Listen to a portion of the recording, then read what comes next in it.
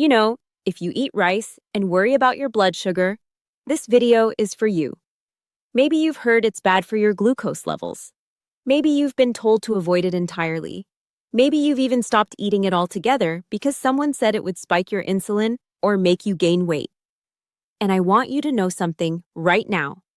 If you've been eating rice and worrying about it, you can let go of that guilt.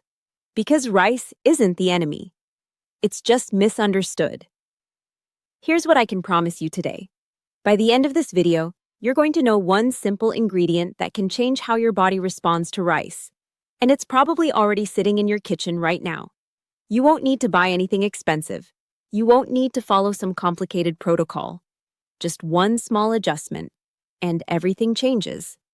The truth is, billions of people around the world eat rice every single day and live long, healthy lives. People in Asia, in the Mediterranean, in Latin America, rice has been a staple food for thousands of years. So what's the difference? What do they know that we're just starting to figure out? Well, it turns out there's one simple thing you can add to your rice that changes everything. And I'm going to share that with you today. But first, let me explain why this matters. Because if you understand what's happening inside your body when you eat rice, you'll understand why this one ingredient makes such a big difference. When you eat plain white rice by itself, your body breaks it down pretty quickly. Rice is mostly starch, and starch is just long chains of sugar molecules holding hands. When you eat it, your digestive system comes in like a pair of scissors and snips those chains apart, turning them into glucose. That glucose then enters your bloodstream. And this is where the speed matters. Think of it like this. Imagine glucose entering your bloodstream like water flowing into a sink. If you turn the faucet on full, blast all at once, the sink might overflow. But if you let that same amount of water trickle in slowly over time, the sink handles it just fine. The drain can keep up. Everything stays balanced. That's essentially what's happening inside your body after you eat. White rice, eaten alone, is like turning that faucet on full blast. Your blood sugar spikes quickly, and your pancreas has to release a surge of insulin to deal with it. And here's the thing. That surge doesn't feel good for most people. You might feel energized for about 20 or 30 minutes, and then you crash. You feel tired, you feel foggy, maybe you even feel hungry again, even though you just ate. That's the blood sugar roller coaster, and it's not your fault. It's just what happens when glucose enters your system too fast. Now, insulin isn't bad. You need it. It's the hormone that helps move glucose from your blood into your cells where it can be used for energy. Without insulin, that glucose would just sit in your bloodstream and cause all kinds of problems. So insulin is doing its job. But when you get these big insulin spikes over and over, day after day, meal after meal, your body can start to become less responsive to insulin over time. And that's when problems can develop. So the goal isn't to avoid rice forever. The goal is to slow down that faucet, to turn that rush of glucose into a gentle, manageable flow. And when you do that, everything changes. You feel more stable. You have more consistent energy. You don't get that crash an hour after eating.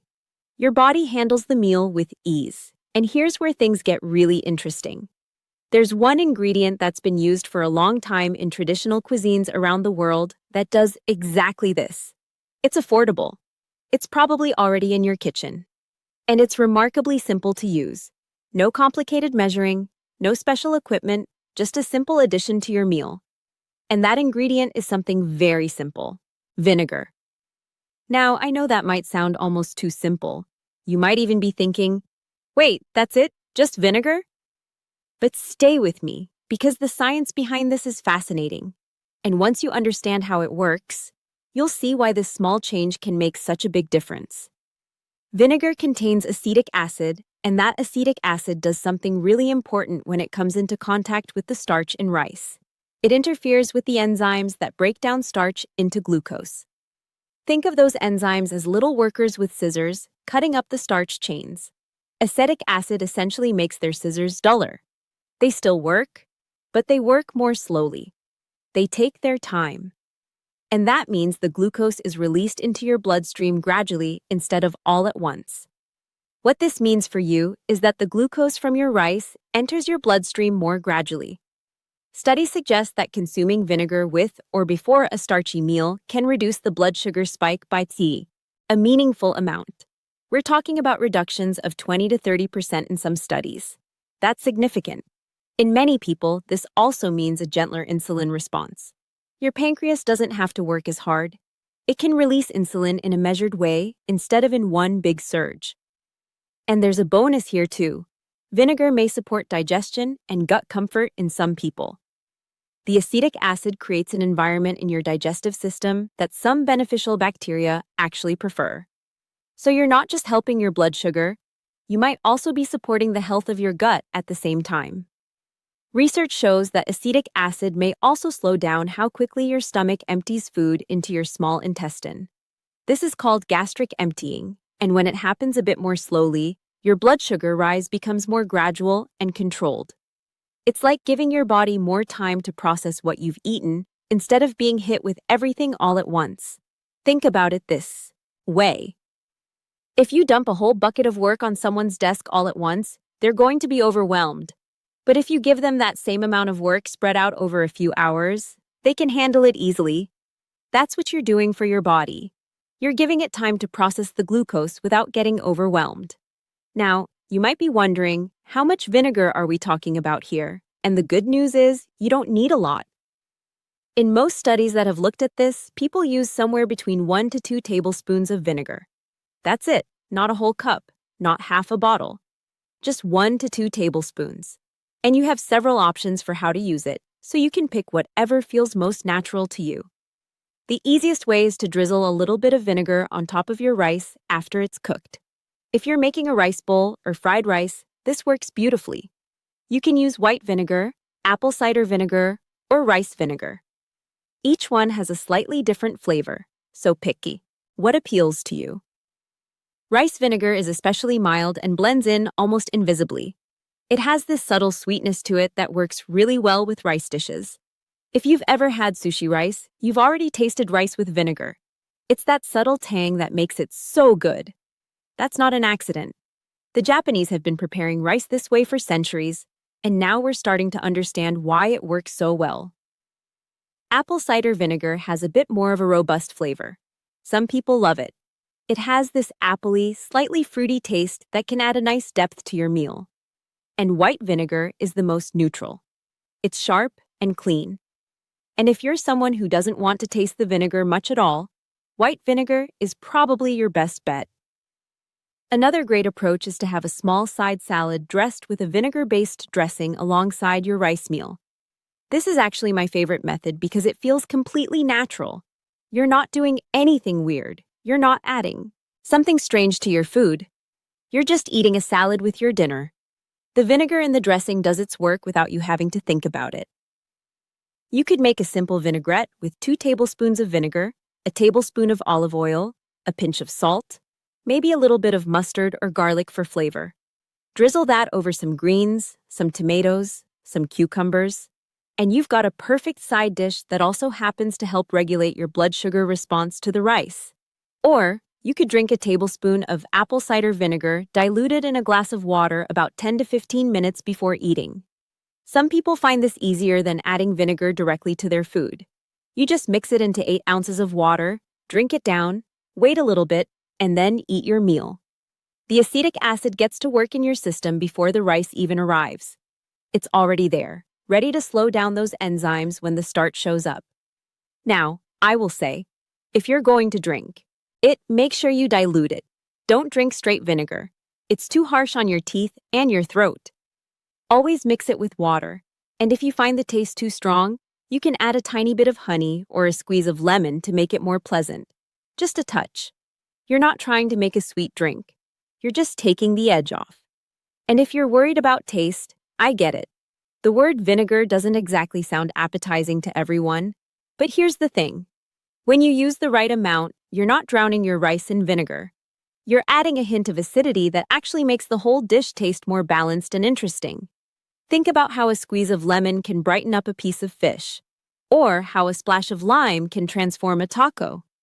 Acidity makes food taste better. It wakes up your taste buds.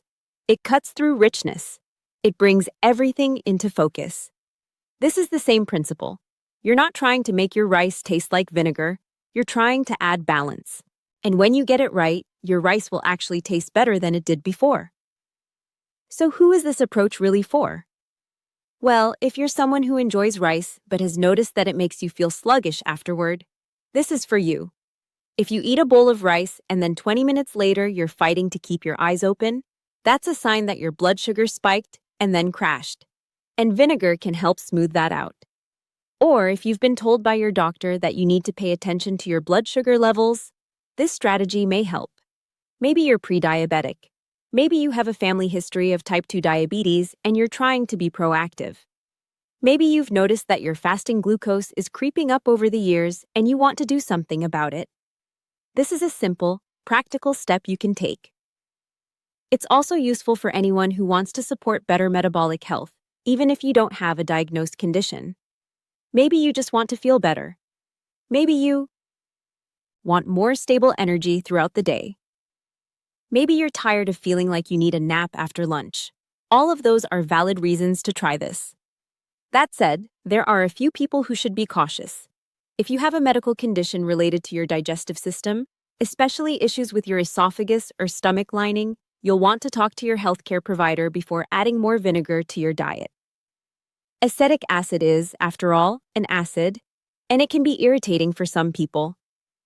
If you have acid reflux or GERD, this might not be the best approach for you, or you might need to be more careful about how you use it. Also, if you're taking medications for diabetes, it's really important to check with your doctor first. Vinegar can enhance the blood sugar lowering effects of some medications, and you don't want your glucose to drop too low. If you're on insulin or other blood sugar medications, your doctor might need to adjust your dosage if you start using vinegar regularly. So please have that conversation. Be safe. And if you're new to this, start small. Don't go from 0 to 2 tablespoons of vinegar in one day. Try a teaspoon first.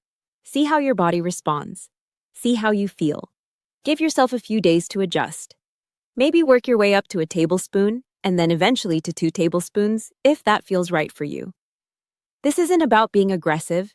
It's about being smart and listening to your body. Everyone is different. What works beautifully for one person might not work the same way for someone else. So pay attention. Notice how you feel. Notice your energy levels. Notice if you're still getting that crash after meals or if it's gotten better. Your body will tell you if this is working. Now, I want to mention something else before we wrap up. Vinegar is a powerful tool, but it's not the only way to make rice more blood sugar friendly. There are other techniques that also work really well, and I want you to know about them, even though we're not going to dive deep into them today. One technique is cooling your rice after cooking it. When you cook rice and then let it cool down in the refrigerator, something interesting happens. Some of the starch transforms into what's called resistant starch. And resistant starch, as the name suggests, resists digestion. It doesn't break down as easily. So when you reheat that rice and eat it, you get a slower, more gradual blood sugar rise. Another approach is pairing your rice with certain proteins and fats. If you eat rice alongside chicken, or fish, or eggs, or even just a drizzle of olive oil, that changes how quickly your body processes the rice. The protein and fat slow down digestion. They act as a buffer, so your blood sugar doesn't spike as high. And there are other methods too. The type of rice you choose matters. Brown rice has more fiber than white rice, and that fiber slows digestion. Basmati rice has a lower glycemic impact than some other varieties. Even the way you cook your rice, whether you add a little bit of fat to the cooking water or whether you rinse it thoroughly before cooking, all of these things can make a difference. I'm going to cover all of those techniques in future videos because I don't want to overwhelm you with too much information all at once, but just know that you have options. And the more you understand about how your food affects your body, the more empowered you become. You don't have to feel like food is controlling you. You can learn how to work with your body instead of against it. I also want to say this. If you've been avoiding rice because you thought it was bad for you, please don't look at this as another rule or restriction. Food is meant to be enjoyed. Rice is nourishing. It provides energy. It's comforting. It's satisfying. And for billions of people around the world, it's been a source of sustenance and tradition for thousands of years. The goal here isn't to make eating more, complicated. The goal is to make it work better for you. And sometimes, that just means making one small, simple adjustment. 1 tablespoon of vinegar. That's it. And suddenly the food you love doesn't make you feel terrible afterward. You get to keep eating rice, but now your body handles it better. And isn't that what we all want? To enjoy our food and feel good at the same time?